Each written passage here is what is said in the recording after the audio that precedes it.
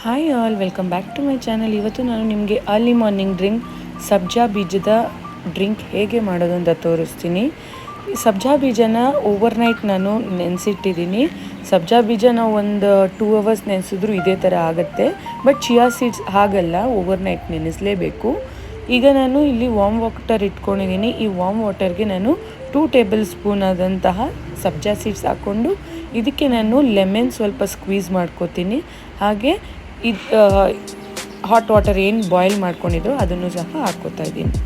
ಸಬ್ಜಾ ಬೀಜ ನಮ್ಮ ದೇಹಕ್ಕೆ ತುಂಬ ಅಂದರೆ ತುಂಬ ಇಂಪಾರ್ಟೆಂಟು. ಈ ಬೇಸಿಗೆಯಲ್ಲಿ ಇದು ತುಂಬ ಬೆನಿಫಿಟ್ಸ್ ಇದೆ. ಯಾಕೆಂದರೆ ಇದು ಕೂಲಿಂಗ್ ಎಫೆಕ್ಟ್ನ ಕೊಡುತ್ತೆ ನಮ್ಮ ಬಾಡಿಗೆ. ಹಾಗೆ ಸಬ್ಜಾ ಬೀಜದಲ್ಲಿ ಕ್ಯಾಲ್ಶಿಯಂ, ಮೆಗ್ನೀಷಿಯಮ್ ತುಂಬ ಜಾಸ್ತಿ ಇದೆ. ಸೊ ಇದು ನಮ್ಮ ದೇಹಕ್ಕೆ, ಈ ಮೂಳೆಗಳಿಗೆ, ಆರೋಗ್ಯಕ್ಕೆ ತುಂಬ ಹೆಲ್ಪ್ಫುಲ್ ಆಗುತ್ತೆ.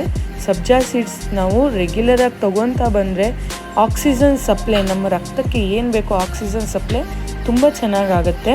ಸೊ ಆದಷ್ಟು ಎಲ್ಲರೂ ಸಬ್ಜಾ ಸೀಡ್ಸ್ ಇರ್ಬೋದು, ಚಿಯಾ ಸೀಡ್ಸ್ ಇರ್ಬೋದು, ಇದನ್ನೆಲ್ಲ ಅರ್ಲಿ ಮಾರ್ನಿಂಗ್ ತೊಗೊಳ್ಳಿ. ಹಾಗೆ ಇವತ್ತು ನಾನು ರಾಗಿ ರೊಟ್ಟಿ ಮಾಡಿದ್ದೆ. ಇಷ್ಟೇ. Thank you.